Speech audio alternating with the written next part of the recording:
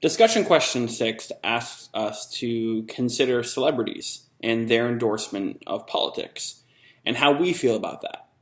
So when we think about discussion question 6, my answer really revolves around the text that we learned in chapter 17, which is that celebrities endorsing anything that is outside of acting or their individual profession is considered a false fallacy.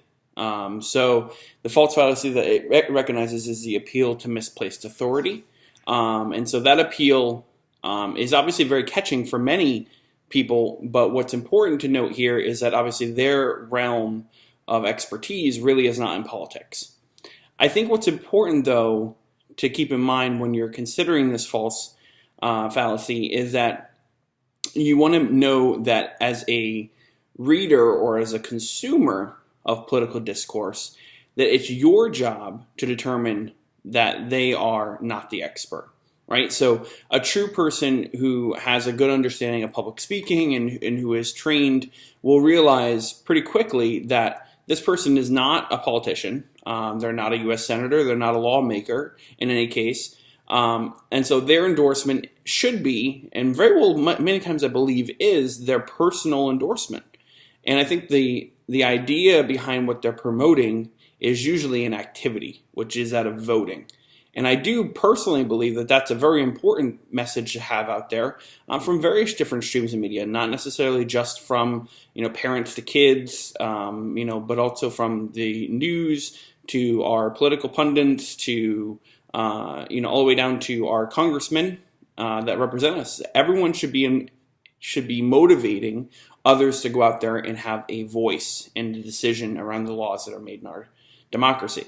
So again, whether they have an unfair advantage because they have a fan base, I don't necessarily think matters so much, because at the end of the day, it is up to their fans to interpret what they have to say, and then at the same time also make the determination on what they're going to do based upon the information.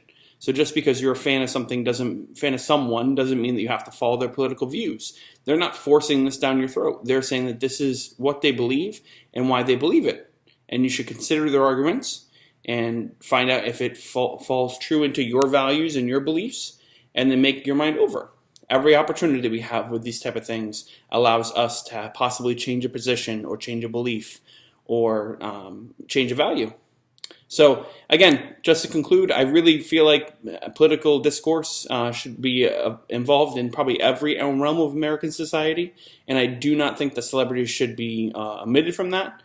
I think that people need to recognize that they are in fact not experts in this field, but instead are people as well with personal passions and beliefs, and you should take those in, consider them, and see how they affect your decision making. Thank you.